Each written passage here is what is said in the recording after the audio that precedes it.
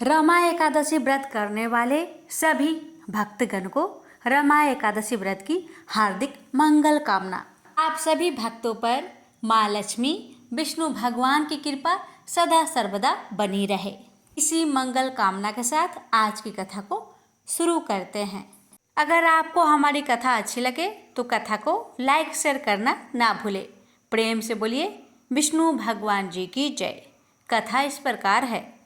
धर्मराज युधिष्ठिर बोले कि हे भगवान, अब आप मुझे कार्तिक मास की कृष्णा पक्ष की एकादशी की कथा सुनाइए। इस एकादशी का नाम क्या है तथा इससे कौन सा फल मिलता है, सो सब विस्तार पूर्वक कहिए। श्री कृष्ण भगवान बोले कि हे राजन, कार्तिक मास की कृष्णा पक्ष की एकादशी का नाम रमा है। इसके व्रत से समस्त पाप नष्ट हो जाते हैं। इसकी कथा इस प्रकार है। प्राचीन काल में मुकुचुंद नाम का एक राजा राज्य करता था। उसके इंद्र, वरुण, कुबेर, विभीषण आदि मित्र थे। वह सत्यवादी तथा विष्णु भक्त था। उसका राज्य बिल्कुल निष्कंटक था। उसके एक उत्तम चंद्रभागा नामक लड़की उत्पन्न हुई। उसने उस लड़की का विवाह राजा चंद्रसेन के पुत्र साभन के साथ किया। एक समय जबकि वह अपनी ससुराल में थी, एक एकादशी पड़ी। चंद्रभागा सोचने लगी कि अब एकादशी समीप ही आई है, परंतु मेरा पति अत्यंत कमजोर है, इसलिए यह व्रत नहीं कर सकता। परंतु मेरे पिता की कठिन आज्ञा है। जब दशमी आई तब राज्य में ढिंढोरा पिटा गया। उसको सुनकर शोभन अपनी पत्नी के साथ गया और बोला कि हे प्रिय, तुम मुझे कुछ उपाय बतलाओ, क्योंकि मैं व्रत करूंगा तो मैं अवश्य ही मर जाऊंगा। इस पर चंद्रभागा बोली, हे प्राणनाथ, मेरे पिताजी के राज्य में एकादशी के दिन कोई भी भोजन नहीं कर सकता है। यहाँ तक कि हाथी, घोड़ा, ऊंट, पशु आदि भी तृण, अन्न, जल आदि ग्रहण नहीं करते। फिर यहाँ मनुष्य कैसे भोजन कर सकते हैं? यदि आप भोजन करना चाहते हैं तो दूसरे स्थान को चले जाइए, क्योंकि यदि आप इसी स्थान पर रहोगे तो आपको व्रत अवश्य ही करना पड़ेगा। उस पर शोभन बोला कि हे प्रिय, तुम्हारा कहना बिल्कुल सत्य है। मैं इस व्रत को अवश्य ही करूंगा। मेरे भाग्य में जो लिखा है वह होगा ही। ऐसा विचार करके उसने एकादशी का व्रत किया और वह भूख और प्यास से अत्यंत पीड़ित होने लगा। सूर्य भगवान भी अस्त हो गए और जागरण के लिए रात्रि हुई। वही रात्रि शोभन को दुख देने वाली थी। दूसरे दिन प्रातः से प्रथम ही शोभन चल बसा। राजा ने उसके मृतक शरीर को दहन करा दिया। चंद्रभागा अपने पति की आज्ञा अनुसार दहन न हुई, परंतु पिता के घर में रहना उत्तम समझा। रमा एकादशी के प्रभाव से शोभन को मंदराचल पर्वत पर धन्य धान्य से युक्त तथा शत्रु रहित एक उत्तम नगर प्राप्त हुआ। उसके महल में रत्न तथा स्वर्ण के खंभे लगे हुए थे। वहां पर स्वर्ण तथा मणियों के सिंहासन पर सुंदर वस्त्र तथा आभूषण से युक्त बैठा हुआ था। आभूषणों से युक्त गंधर्व तथा अप्सरा इसकी स्तुति कर रहे थे। उस समय राजा शोभन दूसरा इंद्र प्रतीत हो रहा था। एक समय मुकुचुंद नगर में रहने वाले एक सोम शर्मा नाम का ब्राह्मण तीर्थ यात्रा के लिए निकला। उसने घूमते घूमते उसको देखा। वह ब्राह्मण उसको अपने राजा का जमाई जानकर उसके निकट गया। राजा शोभन ब्राह्मण को देख आसन से उठ खड़ा हुआ और अपने ससुर तथा स्त्री चंद्रभागा की कुशलता को पूछने लगा। सोम शर्मा ब्राह्मण बोला कि हे राजन, हमारे राजा कुशल है तथा आपकी पत्नी चंद्रभागा भी कुशल है। अब आप अपना वृत्तांत बतलाइए। मुझे यह बड़ा आश्चर्य है कि ऐसा विचित्र और सुंदर नगर जिसको ना तो मैंने कभी सुना और ना कभी देखा है, आपको किस प्रकार प्राप्त हुआ? शोभन बोला कि हे देव, यह सब कार्तिक मास की कृष्णा पक्ष की रमा एकादशी व्रत का प्रभाव है। इसी से मुझे यह अनुपम नगर प्राप्त हुआ है, परंतु यह अध्रुव है। इस पर ब्राह्मण बोला कि हे राजन, यह अध्रुव क्यों है? ध्रुव किस प्रकार हो सकता है, सो आप मुझे समझाइए। मैं आपके कहे अनुसार ही करूँगा, आप इसमें बिल्कुल भी झूठ ना समझे। शोभन बोला कि हे देव, मैंने अश्रद्धा पूर्वक व्रत किया था, उसके प्रभाव से मुझे यह नगर प्राप्त हुआ है, लेकिन मैं इसे अध्रुव मानता हूँ। यदि तुम इस वृत्तांत को राजा मुकुचुंद की पुत्री चंद्रभागा से कहोगे तो वह उसको ध्रुव बना सकती है। ब्राह्मण ने वहां आकर चंद्रभागा से समस्त वृत्तांत कहा। इस पर राजकन्या चंद्रभागा बोली कि हे ब्राह्मण देव, आप क्या वह सब वृत्तांत प्रत्यक्ष देख कर के आए हैं या अपना स्वप्न कह रहे हैं? इस पर ब्राह्मण बोला कि हे पुत्री, मैंने तेरे पति शोभन को तथा उसके नगर को प्रत्यक्ष देखा है, परंतु वह नगर अध्रुव है। तू कोई ऐसा उपाय कर जिससे कि वह ध्रुव हो जाए। इस पर चंद्रभागा बोली कि हे महाराज, आप मुझे उस नगर में ले चलिए, मैं अपनी पति को देखना चाहती हूँ। मैं अपने व्रत के प्रभाव से उस नगर को ध्रुव बना लूंगी। चंद्रभागा के वचनों को सुनकर वह ब्राह्मण उसको मंत्राचल पर्वत के पास वामदेव के आश्रम को ले गया। वामदेव ने उसकी कथा को सुनकर चंद्रभागा को मंत्रों से अभिषेक किया। चंद्रभागा मंत्रों तथा व्रत के प्रभाव से दिव्य देह धारण करके पति के पास चली गई।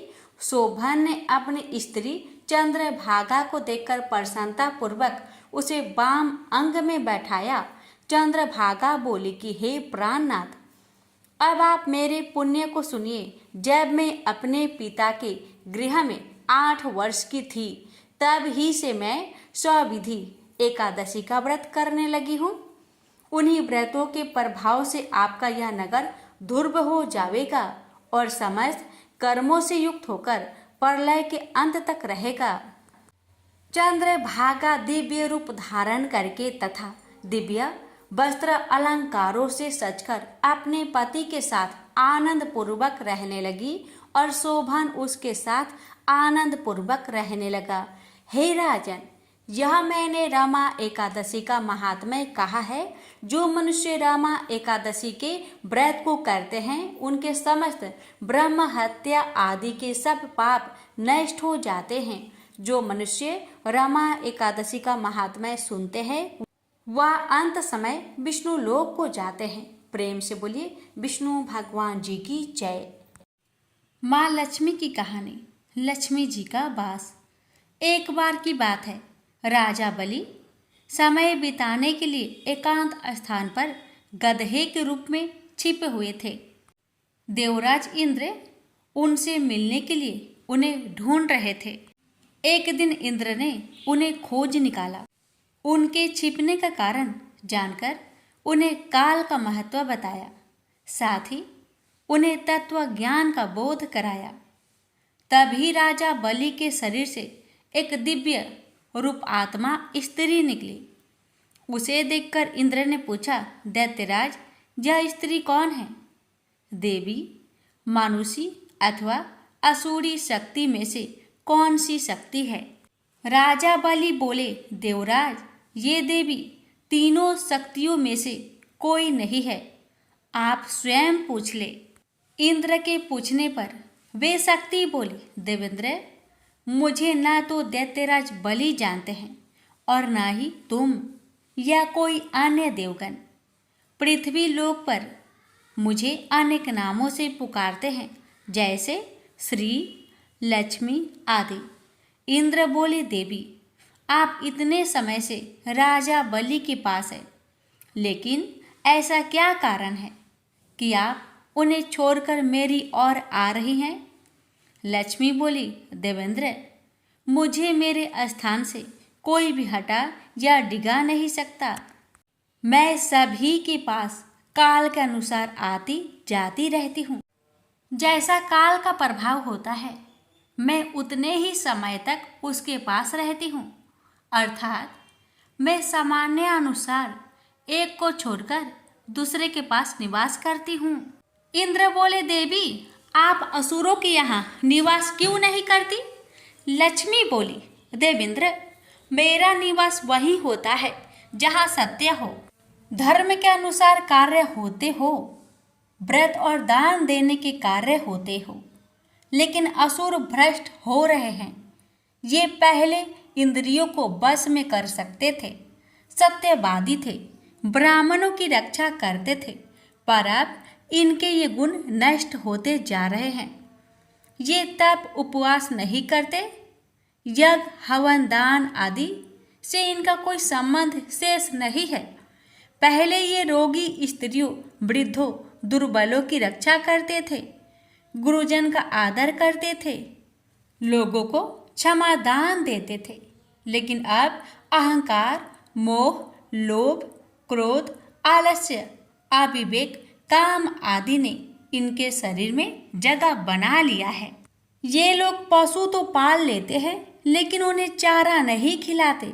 उनका पूरा दूध निकाल लेते हैं और पशुओं के बच्चे भूख से चित्कारते हुए मर जाते हैं।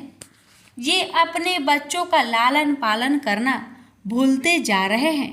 इनमें आपसी भाईचारा समाप्त हो गया है। लूट, खसोट, हत्या, व्यभिचार, कलह, स्त्रियों की पतिव्रता नष्ट करना ही इनका धर्म हो गया है। सूर्योदय के बाद तक सोने के कारण स्नान ध्यान से ये विमुख होते जा रहे हैं। इसलिए मेरा मन इनसे उचट गया है। देवताओं का मन अब धर्म में आसक्त हो रहा है, इसलिए अब मैं इन्हें छोड़कर देवताओं के पास निवास करूंगी। मेरे साथ श्रद्धा, आशा, क्षमा, जया, शांति, संतति, धृति और विजिति, ये 8 देवियां भी निवास करेगी। देवेंद्र, अब आपको ज्ञात हो गया होगा कि मैंने इन्हें क्यों छोड़ा है। साथ ही आपको इनके अवगुणों का भी ज्ञान हो गया होगा। तब इंद्र ने लक्ष्मी जी को प्रणाम किया और उन्हें आदर सहित स्वर्ग ले गए। प्रेम से बोलिए, लक्ष्मी माता की जय। हे लक्ष्मी माता, आपकी कथा कहने वाले, सुनने वाले, हुक्कार भरने वाले सभी भक्तों पर अपनी कृपा सदा सर्वदा बनाए रखना। मोर नाम का एक दैत्य था। रावण और कंस की तरह वह भी बड़ा आतंक मचाता था। स्वर्ग में देवों सहित सभी को पीड़ा देता था। सब लोग उससे रक्षा मांगकर श्रीमन नारायण की शरण में गए। भगवान ने कहा, मैं उसे संभलाता हूँ, चिंता मत करो। भगवान मोर के साथ युद्ध करने लगे, लेकिन अपनी सारी शारीरिक शक्ति लगाकर भी भगवान कुछ नहीं कर सके। भगवान को युद्ध के मैदान से पलायन करना पड़ा। वे हिमालय की एक गुफा में छिप गए। मोर भी उनका पीछा करते हुए वहां पहुंच गया।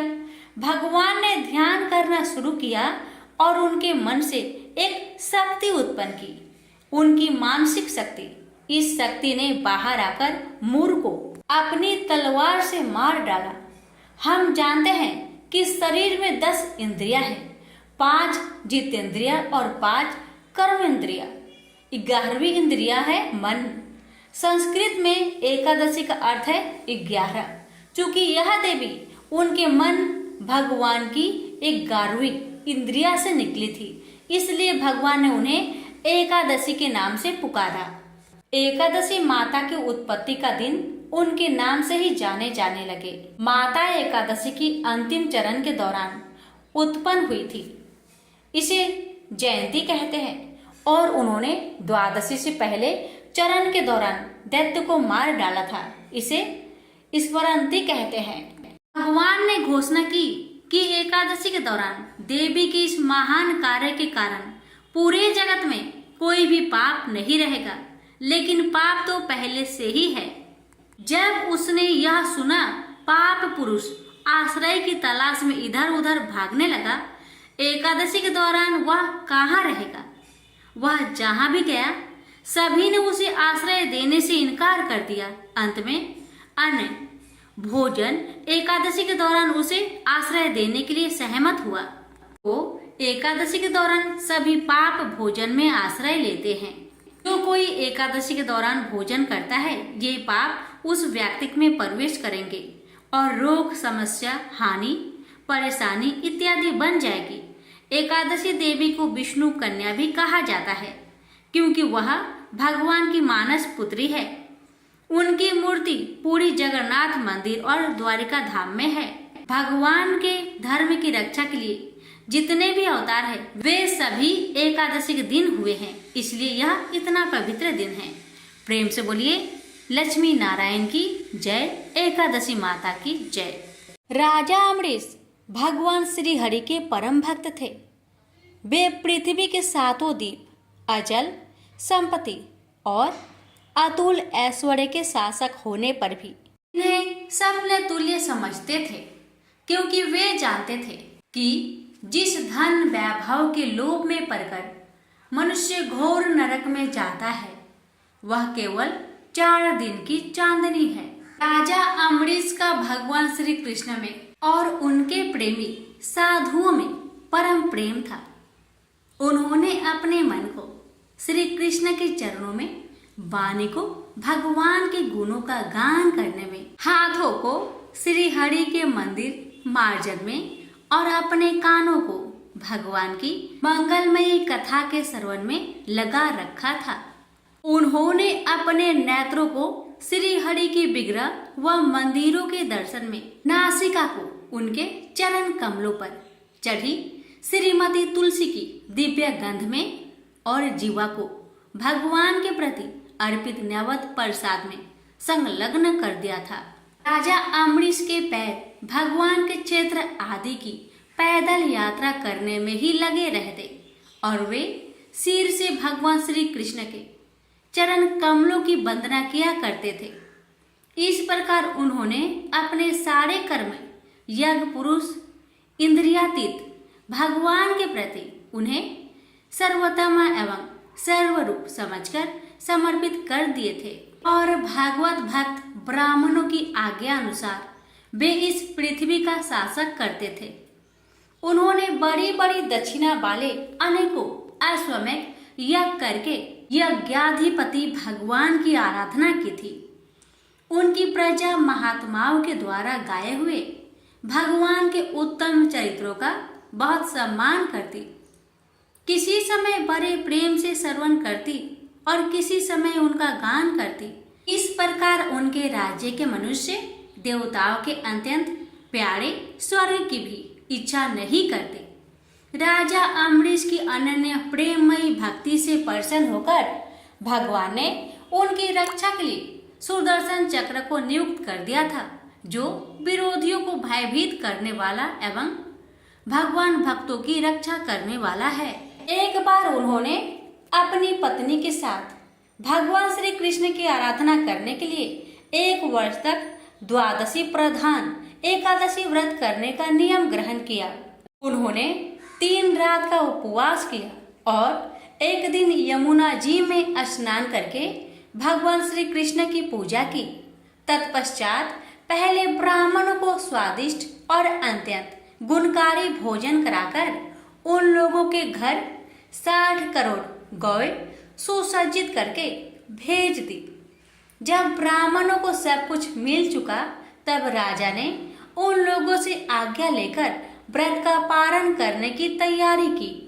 उसी समय श्राप और वरदान देने में समर्थ स्वयं दुर्वासा जी भी उनके यहाँ अतिथि रूप में पधारे। राजा अमरीश उन्हें देखते ही उठकर खड़े हो गए, आसन देकर बैठाया और विविध सामग्रियों से उनके चरणों में प्रणाम करके भोजन के लिए प्रार्थना की। दुर्वासा जी ने राजा अमरीश की प्रार्थना स्वीकार कर ली और इसके बाद आवश्यक कर्मों से निवृत्त होने के लिए वे नदी तट पर चले गए।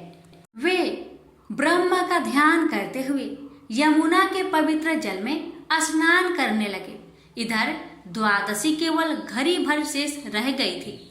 धर्मज्ञ अम्बरीश ने धर्म संकट में पड़कर ब्राह्मणों के साथ परामर्श किया। उन्होंने कहा, ब्राह्मण देवताओं, ब्राह्मण को बिना भोजन कराए स्वयं खा लेना और द्वादशी रहते पारण न करना दोनों ही दोष है। इसलिए इस समय जैसा करने से मेरी भलाई हो और मुझे पाप ना लगे, ऐसा काम करना चाहिए। तब ब्राह्मणों के साथ विचार करके उन्होंने कहा, ब्राह्मणों, श्रुतियों में ऐसा कहा गया है कि जल पी लेना भोजन करना भी है, नहीं भी करना है। इसलिए इस समय केवल जल से पारण किए लेता हूँ।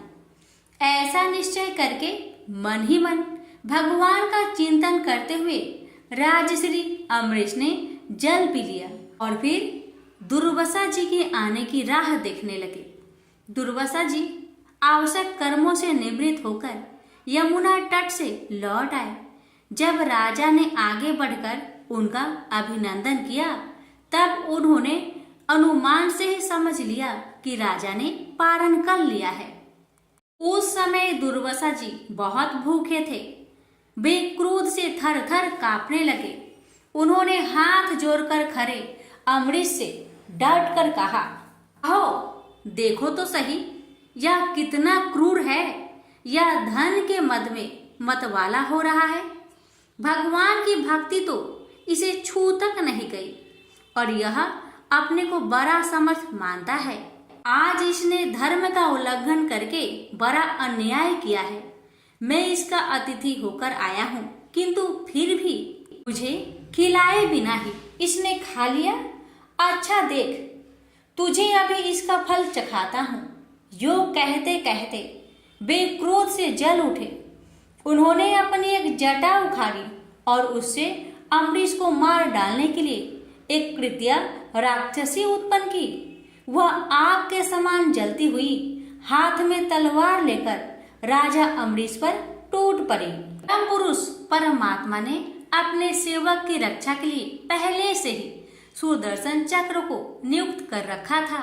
जैसे आग क्रोध से गुर्राते हुए सांप को भस्म कर देती है, वैसे ही चक्र ने दुर्वासा जी की कृत्या को जलाकर ढेर कर दिया। जब दुर्वासा जी ने देखा कि मेरी बनाई हुई कृत्या तो जल रही है और चक्र मेरी ओर आ रहा है, तब वे भयभीत हो अपने प्राण बचाने के लिए जी छोड़कर एकाएक भाग निकले। जैसे ऊंची ऊंची लपटों वाला दवानल सांप के पीछे दौड़ता है, वैसे ही भगवान का चक्र तो मेरे पीछे लग गया है। तब दुर्वासा जी दिशा, आकाश, पृथ्वी, अतल, बीतल आदि नीचे के लोक, समुद्र, लोकपाल और उनके द्वारा सुरक्षित लोक एवं स्वर्ग तक में गए।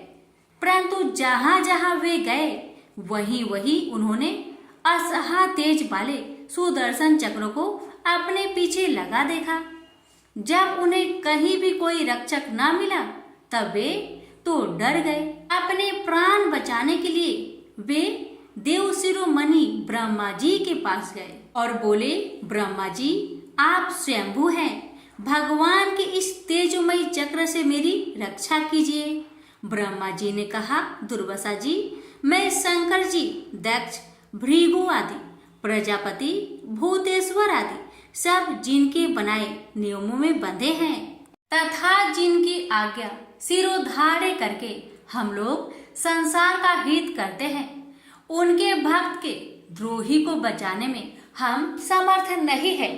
जब ब्रह्मा जी ने इस प्रकार दुर्वासा को निराश कर दिया, तब भगवान के चक्र से संतप्त होकर वे कैलाशवासी भगवान शंकर की शरण में गए। शंकर जी ने कहा, दुर्वासा जी, जिनसे पैदा हुए अनेकों ब्रह्मांडों में हमारे जैसे हजारों चक्र काटते हैं, यह चक्र उन्हीं विश्वेश्वर का शस्त्र है। यह हम लोगों के लिए असह है। तुम उन्हीं के शरण में जाओ, वे भगवान ही तुम्हारा मंगल करेंगे। निराश होकर दुर्वासा जी श्री हरि भगवान के परम धाम बैकुंठ की तरफ में भागे। दुर्वासा जी भगवान के चक्र की आग से जल रहे थे। वे भगवान के चरणों में गिर पड़े। उन्होंने कहा, हे अच्युत्य, हे अनंत, आप संतों के एकमात्र इच्छित हैं। प्रभु, संपूर्ण जगत के जीवन दाता, मैं अपराधी हूँ, आप मेरी रक्षा कीजिए। आपका परम प्रभाव न जानने के कारण ही मैंने आपके प्यारे भक्त का अपराध किया है। प्रभु, आप मुझे बचाइए। श्री भगवान ने कहा, दुर्वासा जी, मैं सर्वथा भक्तों के अधीन हूँ। मुझ में तनिक भी स्वतंत्रता नहीं है। जो भक्त स्त्री, पुत्र, गृह, गुरुजन, प्राण, धन, इहलोक और परलोक सबको छोड़कर केवल मेरी शरण में आ गए हैं, उन्हें छोड़ने का संकल्प भी मैं कैसे कर सकता हूँ? इसमें संदेह नहीं कि ब्राह्मणों के लिए तपस्या और विद्या परम कल्याण के साधन है, परंतु यदि ब्राह्मण उद्दंड और अन्यायी हो जाए तो वे ही दोनों उल्टा फल देने लगते हैं। दुर्वासा जी सुनिए, मैं आपको एक उपाय बताता हूँ जिसका अनिष्ट करने से आपको इस विपत्ति में आना पड़ा है। आप उसी के पास जाइए, उनसे क्षमा मांगिए, तब आपको शांति मिलेगी। सुदर्शन चक्र की ज्वाला से जलते हुए दुर्वासा लौटकर राजा अम्बरीश के पास आए और उन्होंने अत्यंत दुखी होकर राजा के पैर पकड़ लिए। दुर्वासा जी की यह चेष्टा देखकर और उनके चरण पकड़ने से लज्जित होकर राजा अम्बरीश भगवान के चक्र की स्तुति करने लगे। अम्बरीश ने कहा, प्रभु सुदर्शन, आप अग्नि स्वरूप है, भगवान के प्यारे, हजार दांत वाले चक्र देवा, मैं आपको नमस्कार करता हूँ। समस्त अस्त्र शस्त्रों को नष्ट कर देने वाले एवं पृथ्वी के रक्षक, आप इन ब्राह्मण की रक्षा कीजिए। आप कृपा करके हमारे कुल के भाग्योदय के लिए दुर्वासा जी का कल्याण कीजिए। हमारे ऊपर यह आपका महान अनुग्रह होगा। यदि मैंने कुछ भी दान किया हो या किया हो अथवा अपने धर्म का पालन किया हो, यदि हमारे वंश के लोग ब्राह्मणों को ही अपना आराध्य देव समझते रहे हो, तो दुर्वासा जी की जलन मिट जाए। भगवान समस्त गुणों के एकमात्र आश्रय स्थल है। यदि मैंने समस्त प्राणियों की आत्मा के रूप में उन्हें देखा हो और वे मुझ पर प्रसन्न हो, तो दुर्वासा जी का हृदय की सारी जलन मिट जाए। अब राजा अम्बरीश ने दुर्वासा जी को सब ओर से जलाने वाले भगवान के सुदर्शन चक्र की इस प्रकार स्तुति की। तब उनका प्रार्थना से चक्र शांत हो गया। जब दुर्वासा चक्र की आग से मुक्त हो गए और उनका चित्त स्वस्थ हो गया, तब वे राजा अम्बरीश को अनेकानेक उत्तम आशीर्वाद देते हुए उनकी प्रशंसा करने लगे। दुर्वासा जी ने कहा, धन्य है, आज मैंने भगवान के प्रेमी भक्त का महत्व देखा। राजन, मैंने आपका अपराध किया, फिर भी आप मेरे लिए मंगल कामना ही कर रहे हैं। महाराज अम्बरीश, आपका हृदय करुणा भाव से परिपूर्ण है। आपने मेरे ऊपर महान अनुग्रह किया। अहो, आपने मेरे अपराध भुलाकर मेरी रक्षा की है। जब से दुर्वासा जी चक्र से जीवन रक्षा के लिए भाग रहे थे, तब से राजा अम्बरीश ने भोजन नहीं किया था। वे दुर्वासा जी के लौटने की राह देख रहे थे। अब उन्होंने दुर्वासा जी के चरण पकड़ लिए और उन्हें प्रसन्न करके विधि पूर्वक भोजन कराया। दुर्वासा जी ने बहुत ही संतुष्ट होकर राजा अम्बरीश के गुणों की प्रशंसा की और उनके बाद उनसे अनुमति लेकर आकाश मार्ग से प्रस्थान किया। जब सुदर्शन चक्र से भयभीत होकर दुर्वासा जी भाग रहे थे, तब से लेकर उनके लौटने तक 1 वर्ष का समय बीत गया था। इतने दिनों तक राजा अम्बरीश उनके दर्शन की आकांक्षा से केवल जल पीकर रहे। दुर्वासा जी के जाने के बाद उनके भोजन से बचे हुए अत्यंत पवित्र अन्न को राजा ने सपरिवार ग्रहण किया। कुछ वर्ष बीतने पर राजा अम्बरीश ने अपने ही समान भक्त पुत्र पर राज्य का भार छोड़ दिया। और स्वयं वन में चले गए। वहां वे बड़ी धीरता के साथ आत्म स्वरूप भगवान में अपना मन लगाकर गुणों के प्रवाह रूपी संसार से मुक्त हो गए। प्रेम से बोलिए लक्ष्मी नारायण की जय। बहुत समय पहले की बात है। एक गांव में एक ननद भाभी रहा करती थी। ननद अभी कंवारी थी। उस परिवार में ननद, भाभी और भाई, इन तीनों के अलावा और कोई भी नहीं रहता था।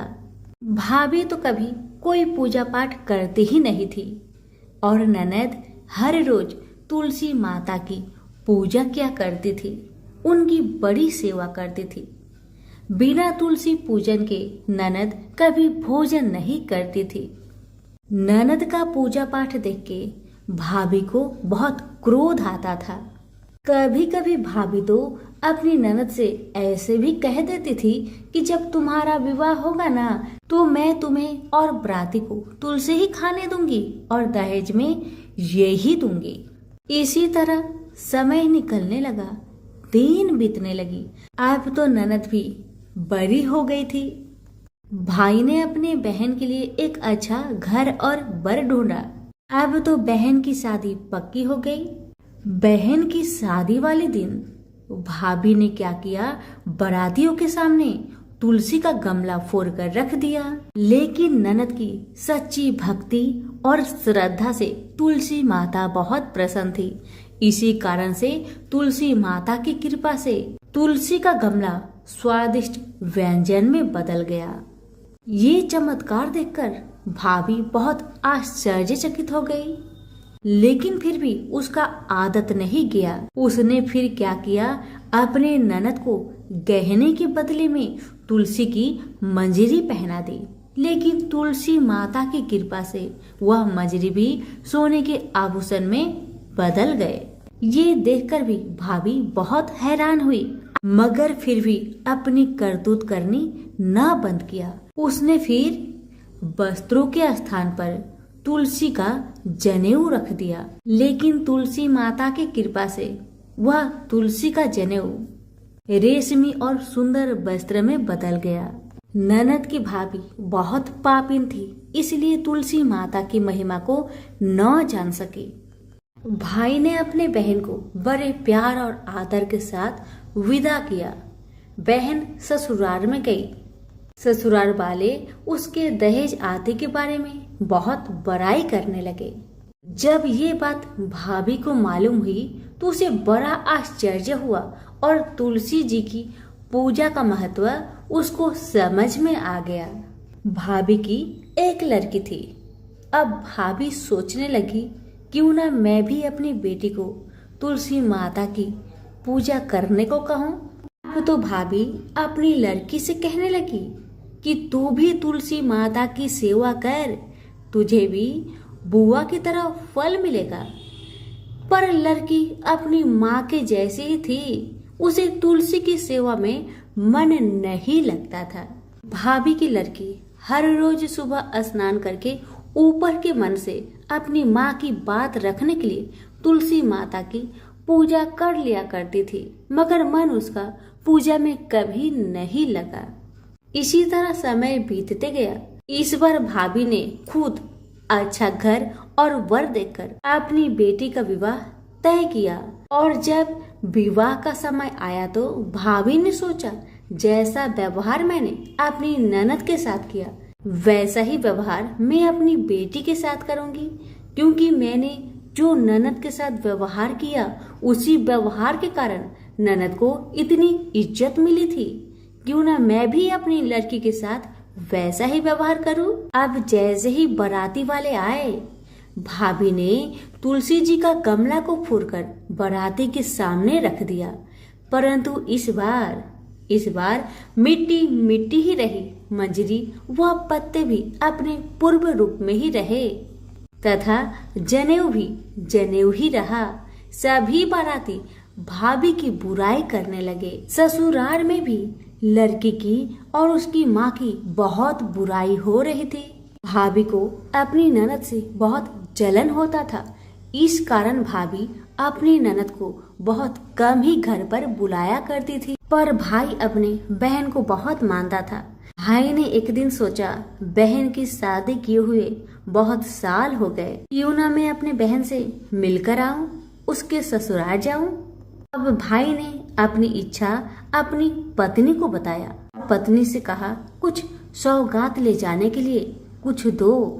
बहन का घर जाऊंगा, खाली हाथ कैसे जाऊं, कुछ हो तो मुझे दो। भाभी ने क्या किया, गुस्से से जुआर एक थैले में भरकर कहा, लो इसी को लो और अपनी बहन के घर ले जाओ। मेरे पास और कुछ नहीं है, यही है, इसी को ले जाओ। बेचारा पति दुखी मन से चल दिया वही जुआर भरे थैले को लेकर, और मन ही मन में सोचते जा रहा था, भला कोई भाई अपने बहन के ससुराल में जुआर ले जाता है। यही सोचते सोचते भाई बहन के ससुराल की तरफ जा रहा था। उसने सोचा, ये जुआर बहन के ससुराल ले जाऊंगा तो लोग क्या कहेंगे, क्यों ना मैं इसे गाय को खिला दूं। भाई जब बहन के नगर के समीप पहुंचा और उसने एक गौशाला में गाय के सामने जुआर का थैला उलट दिया। जुआर को उलटता देखकर तब गौपालक ने कहा, ए भाई, तुम ये क्या कर रहे हो? सोना मोती गाय के आगे क्यों डाल रहे हो? भाई ने जब नीचे देखा तो सचमुच हीरे मोती सोना चांदी जगमगा रहे थे। भाई ने तुलसी माता के चमत्कार को जान लिया और जोर जोर से तुलसी माता की जयकारा लगाने लगा और सारी कहानी उस गौपालक को बताया। सोना चांदी हीरा मोती थैले में भरकर बहुत प्रसन्न मन से अपने बहन के घर गया। बहन भाई को देखकर बहुत प्रसन्न हुई और अपनी भाई की बहुत आवभगत की। भाई ने अपनी बहन के सास ससुर से आज्ञा लेकर अपनी बहन को घर लेकर आया और रास्ते में सारी कहानी बताते आ रहा था कि कैसे भाभी ने ज्वार भरकर थैले में दिए थे और तुलसी माता की कृपा से कैसे ये ज्वार हीरे मोती सोने चांदी में बदल गए। भाई को तुलसी माता का महिमा पता चल गया था। अब भाई और बहन घर आकर अपनी भाभी को सारी कहानी बताते हैं और तुलसी माता की महत्व को समझाते हैं और पूजन करने का फल उसे भी बताते हैं। अब तो भाई और भाभी और उसकी बेटी तीनों जन मिलकर हर दिन तुलसी माता का पूजन किया करते थे और तुलसी माता भी उनके पूजन से प्रसन्न होकर उनके घर में अन्न धन के भंडार भर दिए और भाभी की बेटी को भी अच्छा घर और वर मिला। तो सभी मिलकर बोलिए, तुलसी मैया की जय हो।